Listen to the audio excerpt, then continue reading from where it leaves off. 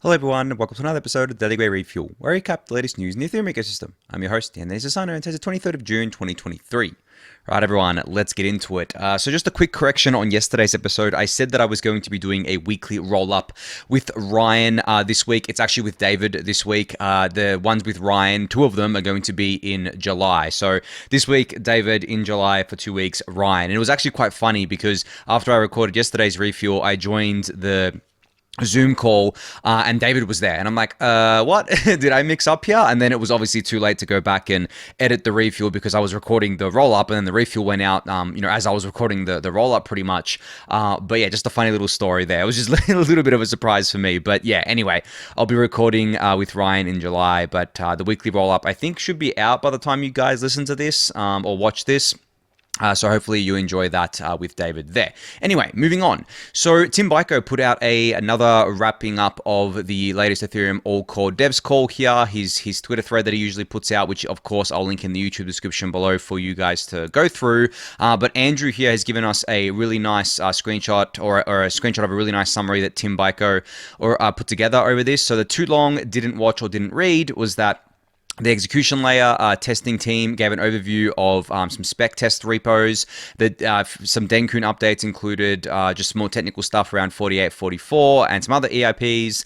DevNet updates, probably this is the most relevant. That apparently they had some issues on DevNet 6 and will restart another DevNet with the same specs once clients pass Hive tests and have stable releases. So I remember I mentioned to you guys DevNet 6 was that next day that they were going to spin up, but apparently there were some issues with it, so they'll be restarting another DevNet hopefully sooner rather than later. And as I was talking about yesterday, this kind of initiative to split out the ERC and EIP repos, the client teams agreed that they should split the repos with some objections from some EIP editors, and the core devs will discuss how to move this forward in next week's EIP IP call. So yeah, as I said, the thread will be in the YouTube description below, but that's basically the gist of what happened on the latest AllCoreDevs call.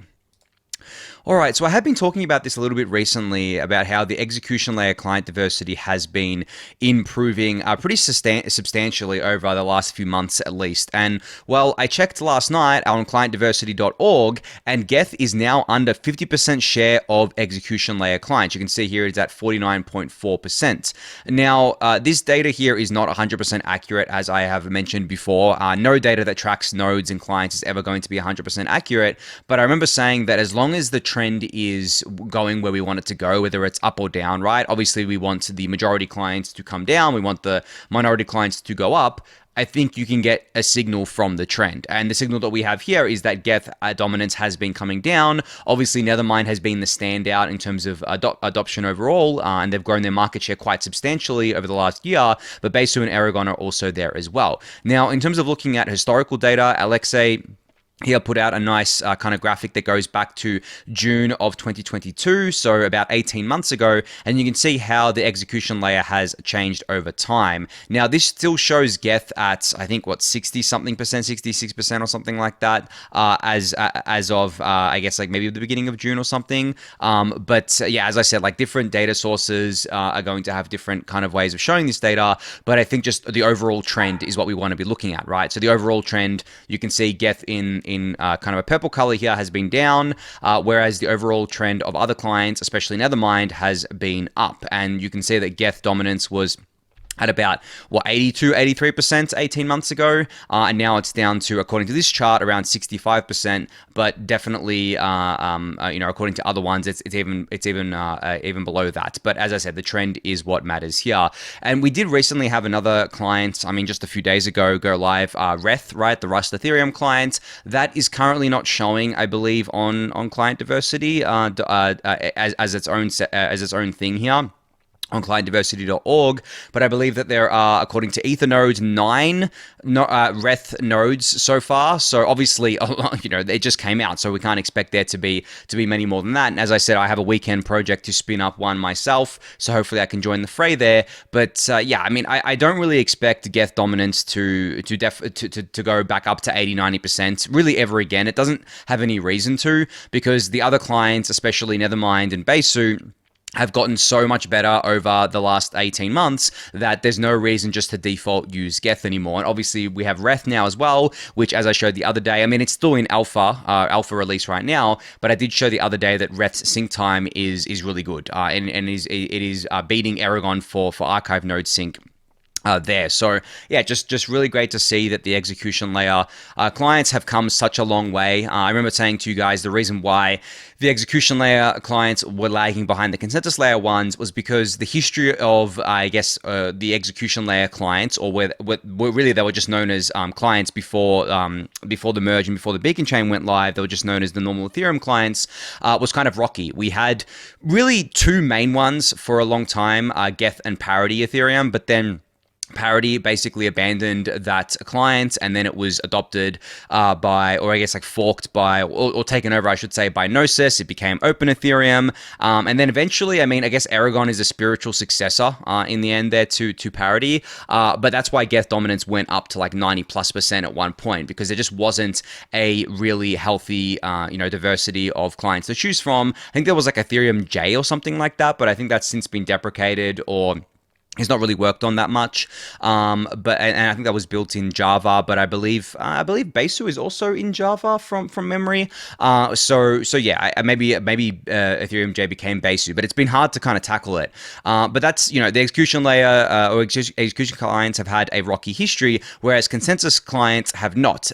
They basically, most of them have been building side by side since the beacon chain, or I guess like since the initiative to create the beacon chain was started.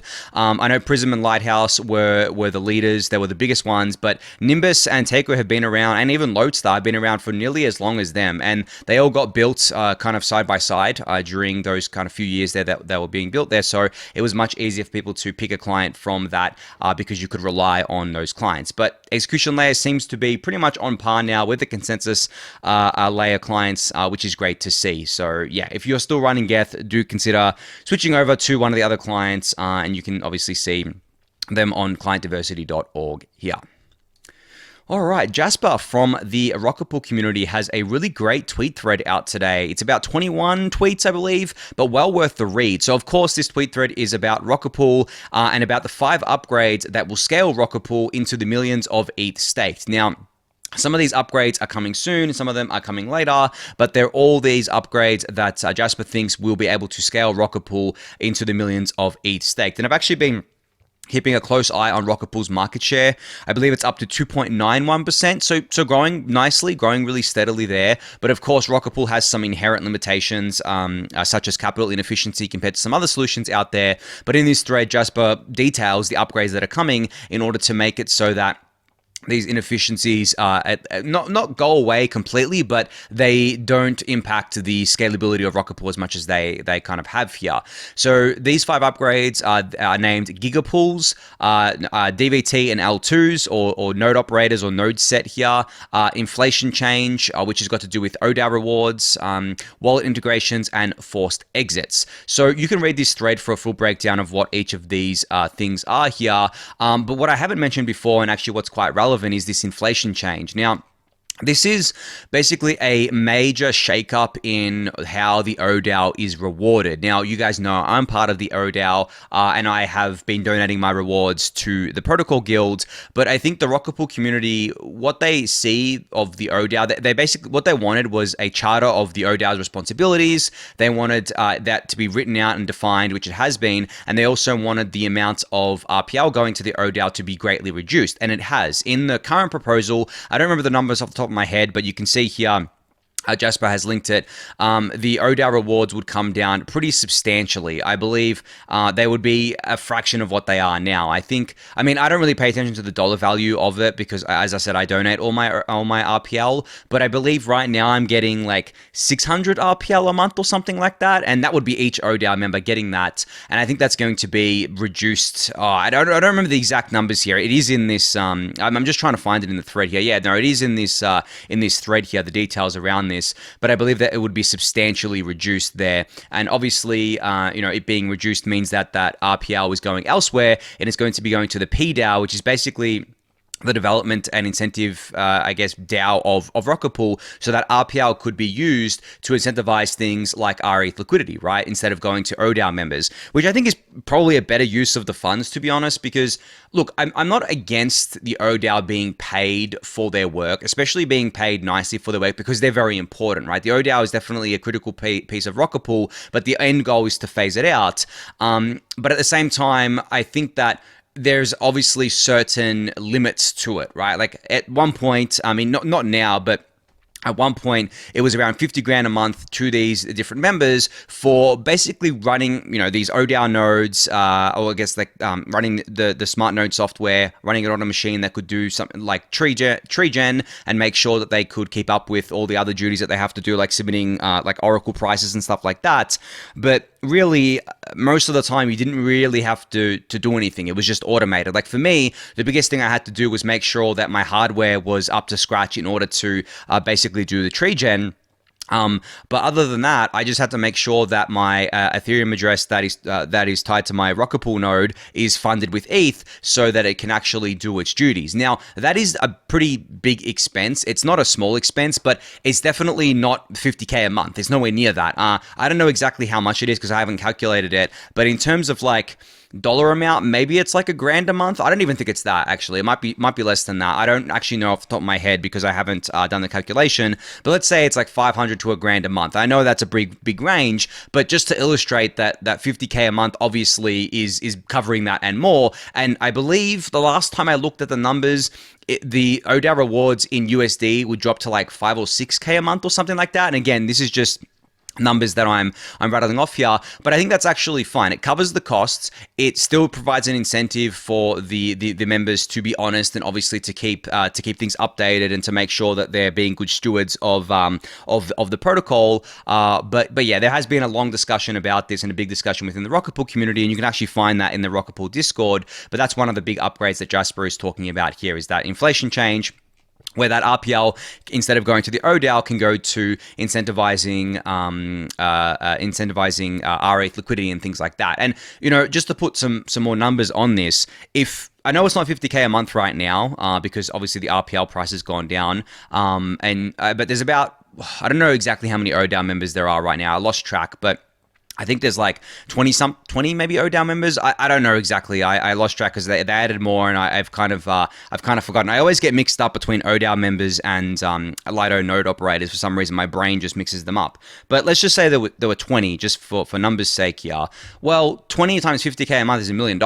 So instead of that $1 million going to the ODAO, that most of it, and obviously not all of it, but maybe 80-90% of it, after this reduction goes through, could be going towards growing the Rocket Pool ecosystem, which in turn should raise the RPL price, because obviously Rocket Pool growing leads to direct value capture for the RPL token, which should raise the USD value of the RPL anyway. So ODAO members are better off doing this in the long run as well. So that's if you wanted to look at it from like an ODAO member perspective. But at the end of the day, I think the ODAO members also realize that their time is limited. They are meant to be eliminated eventually, because they are definitely a part of Rocket Pool that is, I wouldn't say centralizing, but it is like that risk there, that centralization risk there that hopefully won't exist in the future, but definitely worthy of this thread here. Worth reading this thread from Jasper to get more information about that and all the other things he talked about. I'll link that in the YouTube description below for you to check out. All right, so Gemini has this Staking Pro product that I actually wasn't aware of until today. So today they announced that they are expanding Staking Pro to users in the United Kingdom, and apparently they already support like 30 different countries. But essentially what Staking Pro is it's their, I guess, whale offering, or Gemini's whale offering for staking. So if you have 32 ETH or more, you can run dedicated validators on Ethereum through Gemini's simple and secure user interface. So it's basically a way for people who want to stake with 32 ETH or more, so basically be a a node operator and spin up a validator, but want to do it in an easy way that has like an easy to use user interface and user experience there. Now, I don't know exactly if this is custodial or not. I think it probably will be, because I think Gemini is running the validators, so it's going to be like a custodial model here.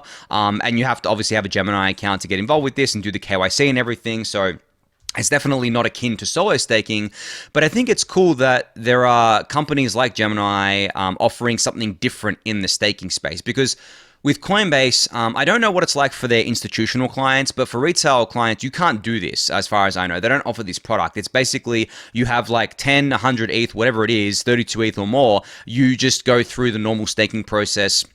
With Coinbase, they stake it on your behalf. They manage all the validators there and everything, and then you get like that CB ETH token as well. Whereas Gemini is offering just a different product here, which I think is pretty cool. And as I've said before, the way we're going to make I guess like no one player be dominant on the Beacon chain is by having a competitive marketplace of different staking services, not just LSTs, but just staking services in general. And I think we're getting much better at that. There is so many of these things coming online. So many of them growing. It's not enough for them to actually come online. They have to grow as well. And I've mentioned a few of them in the past, but I think that I'm just really positive, especially over the next maybe 12, 18, 24 months on the distribution of ETH stake. I know that Lido, they have this goal of being like 100% of all ETH staked or something like that. I think that's like a massive pipe dream. And I think they know that as well. I think they're just saying that because obviously they want to grow their market share. And I don't blame them for doing that. As a business, you always want to grow your market share, but it's just not going to work like that. I don't see that. I think that Lido, the reason why Lido is so big, honestly, I mean, besides having a great product, as I've said before, and besides having great business development to get people to stake with them, I think a major factor and a major reason why they're so big is just first mover advantage.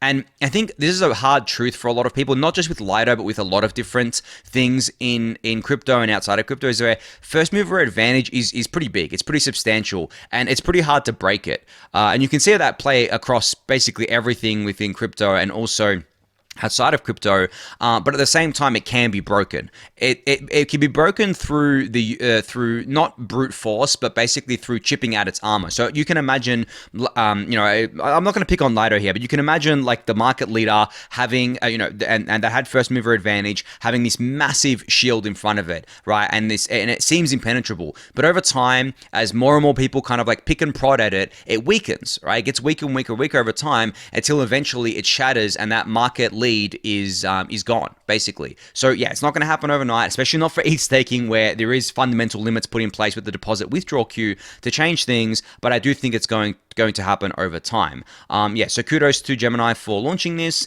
If this is something that you're potentially interested in and you're a Gemini customer, you can check this out. I'll link it in the YouTube description below. All right, so Peter Schroeder here, who is a director at Circle, obviously the issuer of USDC, has shared today that the team at SAP is now testing cross-border payments for their customers with USDC. So for those of you who don't know who SAP is, they're a huge multinational corporation that is integrated with pretty much like everything. They're massive. I mean, you've probably heard of them before. They do so many different things with businesses. It's not even funny. And they're not a consumer facing, they're B2B, so business to business facing. So they offer a lot of different business solutions to a lot of businesses around the world, and they are trialing or testing out USDC transactions and payments using their infrastructure here. Now they're doing this on Ethereum, I believe, and using Ethereum in the back end here, which is very cool to see. So just another major, I guess, like I don't know if I call them TradFi, but like traditional company getting involved with crypto. Now, it's arguable whether USDC is kind of true crypto, but I think that's semantics. I think that stablecoins are the biggest use case of crypto rails so far. Obviously, Ethereum is the main rail for stablecoins as they exist today, especially for USDC. And it really does speak to that settlement layer thesis that I've gone through when it comes to Ethereum before. So it's great to see this. And you know what? Could you imagine SAP basically launching their own payments-focused L2 on top of Ethereum, where essentially they offer this L2 to their customers And it doesn't even have to be a roll up. It could be a Validium, for example, where they store all the data themselves, right? And obviously it's centralized. It doesn't even matter if it's centralized, because if it's just the payments layer for centralized companies, and it's using USDC, it's already centralized. So it doesn't matter if it's a Validium and the data's stored on SAP servers, and then the proof is stored on Ethereum. It's still using Ethereum as that settlement layer, as that liquidity layer, as that kind of like interoperability layer, where essentially they can communicate with all these other businesses that are using Ethereum as a settlement layer and as an interoperability layer, while having their own kind of centralized L2 on top of Ethereum. So I can imagine that happening as well, especially because you just get way better settlement guarantees with blockchains just generally, right? Whether they're centralized or decentralized, they give you they give you the same kind of, not settlement guarantees. Obviously, the decentralized and secure chains give you much better settlement guarantees. But in terms of auditability and in terms of kind of speed of payments, they definitely are familiar there, or similar there, I should say. And especially the L2s that are much faster and much cheaper to use, while still settling down to Ethereum, which is not only the global settlement layer, it's going to be the global liquidity layer, the global interoperability layer. It really is going to be amazing to see the whole world one day using Ethereum as the ultimate backbone, the ultimate settlement layer of the new financial system there. So yeah, great to see SAP experimenting with this. Hopefully, hope to see more of this stuff happening as time goes on. All right, so speaking of L2s, Sovereign has announced that they're researching ways to combine the user experience benefits of centralized sequences, such as soft confirmations, with the censorship-resistant benefits of based sequences. So there is a Twitter thread as well as a GitHub post here talking about how they're doing this, and just a refresher about what a based sequencer is. It's basically a sequencer that, it's basically a rollup that uses the layer 1 validators as its sequences. So based, meaning that it's kind of there's a play on words here, and it eludes me right now, but it was something that I believe Justin Drake coined here, and as I said, it's using the Ethereum L1 validators in order to be sequencers for the L2. So this is where Sovereign comes in and says that they're doing this research around giving you those really cool and really fast and really great soft confirmations, but also allowing you to have censorship-resistant benefits with based sequences. So you can read this Twitter thread. I'll link it in the YouTube description below, as well as this GitHub post, which is not very long either, and you can check on this, which is just very cool to see from the Sovereign team here. All right, Taiko has announced, or at least detailed, their minimally modified Geth fork that they're building. So you can find this at geth.taiko.xyz, and you can find an explainer for what this is in this Twitter thread here. But basically, if you go to the website, you can see that the code is basically here, and you can click on each of these things, and you can see the different links to the different GitHub repositories. But basically, Taiko starts the thread off by saying that Taiko's network is made up of community members that permissionlessly run nodes to propose and prove blocks. In the spirit of Ethereum equivalent, Taiko nodes only minimally modify Ethereum L1 nodes. And you remember that Taiko is trying to be a type 1 ZK EVM, which means they're basically trying to be Ethereum at layer 2. Essentially, or the EVM at layer 2 here. So in this thread, they detail that, and they link to a bunch of relevant things. So just wanted to put that on your radar, because Taiko is, as far as I know, the only type 1 ZK EVM being built right now, which is very, very cool. So yeah, you can go check this out for yourself. I'll link it in the YouTube description below. All right, last up here, we have something out of PartyDAO. So they've introduced something called Party, which is multiplayer for Ethereum. Party lets groups of any size use Ethereum together, and it's available now at party.app. So what parties can do is that they can now access all of Ethereum. They can use DeFi, collect NFTs, play games, run a project, and more. Just create a group, make decisions, and take action together on chain. So basically, the way they're describing this is that it's more capable than a multi-sig, but less work than a DAO. It gives your group on-chain superpowers that let you go fast and have fun. So you can see here, if you go to, kind of like the groups that are here. You can go, I don't know, to click on one, this Azuki one here, A01K and Azuki, and you can join this party. You can connect your wallet and then add more ETH, and this party wants to purchase Azukis. So they basically pull their funds together to purchase the different Azukis. I'm sure that there's a community where they all talk about this and they vote on it and do stuff like that. So it is really a really cool way to do, as I said, like more capable than a multi-sig, but also less, I guess, like less noise than a DAO. So it's really just for small groups of people, well, not necessarily small, but like not huge groups of people to get together and achieve a common goal, whether that's in DeFi or in NFTs or elsewhere. So yeah, you can go check this out for yourself and possibly get involved with it if you would like. I'll link this in the YouTube description below for you to do so. All right, I've got a few minutes left here to talk about something to close out our week. I've been thinking about this a lot recently just because it's kind of funny the phase that we're in right now. Like the market went up a bit over the last, week and a half or something like that on the back of the ETF hype and stuff like that. And I discussed the market the other day, so I'm not going to focus on that. But just generally, it's always funny to see like the sentiment change in crypto because, 2 weeks ago or 3 weeks ago, we had the Coinbase and Binance SEC stuff and everything was doom and gloom. Everyone's like, oh my God, it's all over. Everything's going to zero, blah, blah, blah. Some people were saying it as a joke, but a lot of people were like, this is over. This is the second, leg of the bear market. This is the true capitulation. And obviously there was a pretty big sell-off in everything except really ETH and BTC. They went down too, but most of the sell-off was contained in the other assets, especially because, the ones that were named in the lawsuits against SEC and Binance crashed, and then it took the whole market with it, except BTC and ETH, which was kind of funny to see.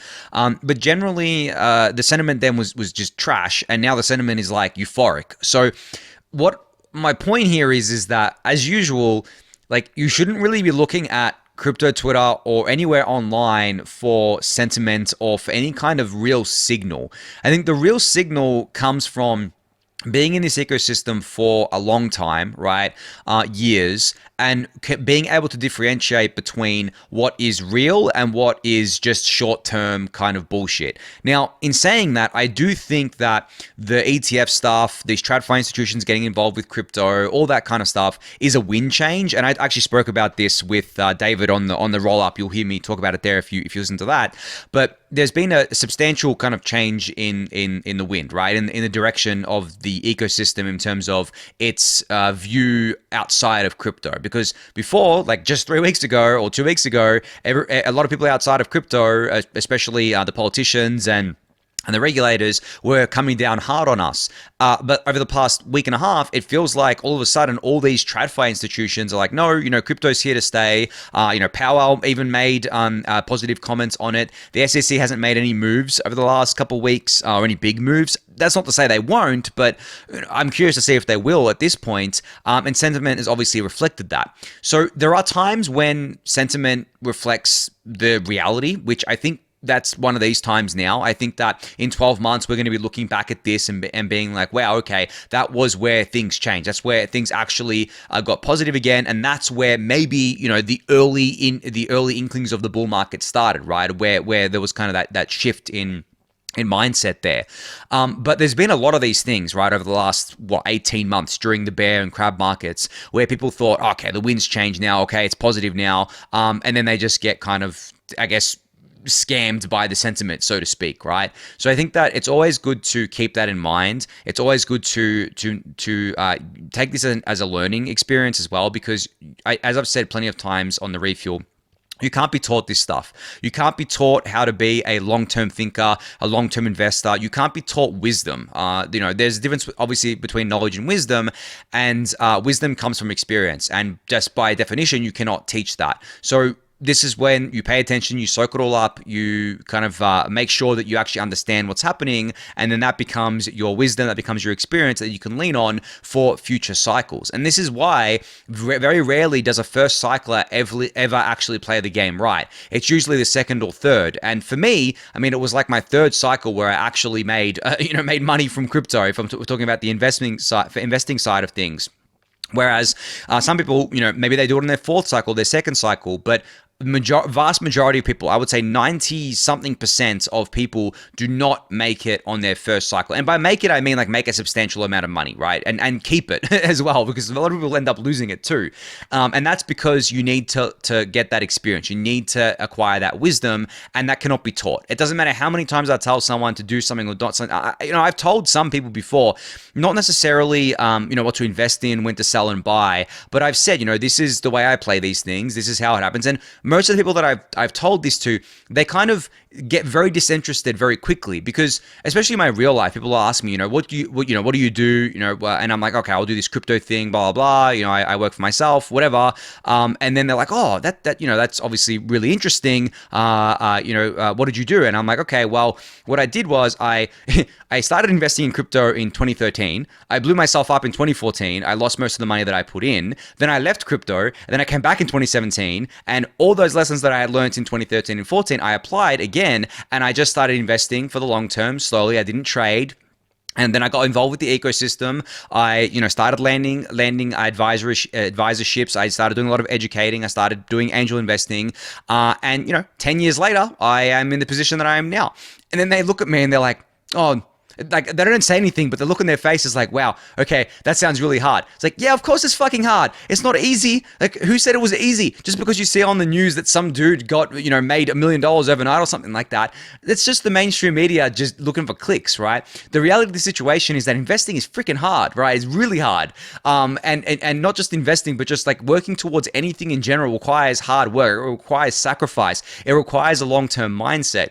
So whenever I see people looking at me like that, I'm just like, wow, you never really cared in the first place. What you wanted me to tell you was, this is how I made money. This is how I invested in crypto. If you do this as well, you'll be as successful as I've been, which is not the reality at all. So yeah, and I think I'm preaching to the choir here, because I truly believe that anyone listening and watching the Refuel is a long-term thinker, long-term builder, long-term investor, learner. I'm great to have you guys alongside me on this journey, but there is the majority of people who are not that. And at the end of the day, they're the people that actually fuel the bull markets, because like, people don't want to admit this, but you need the dumb money for the bull markets, because if everyone was smart money, if everyone knew the game, then the bull markets wouldn't be fun. The bull markets wouldn't be as volatile as they are, because everyone would just be playing against everyone else. And that's actually what we see right now in the crab market. Everyone knows the game. Like, everyone's just trading against the same experienced people. And it's what happened to professional poker. Everyone got too good. They kept wiping the floor with the noobs, and then no noobs came in, and all the professionals were just playing against each other, and that was boring. They couldn't win against each other. There was no there was no easy money to be made anymore, right? It was harder to make money. So the same thing's going to happen to crypto eventually, but I don't think anytime soon, because there's just still so much, dumb money, you can call it, to come in. But yeah, that's just the reality of the situation, and a hard truth I don't think many people want to hear. But anyway, that's enough on that little rant there. Thank you everyone for listening and watching. Be sure to subscribe to the channel if you haven't yet. Give the video a thumbs up, subscribe to the newsletter, join the Discord channel, and I'll catch you all next week. Thanks everyone.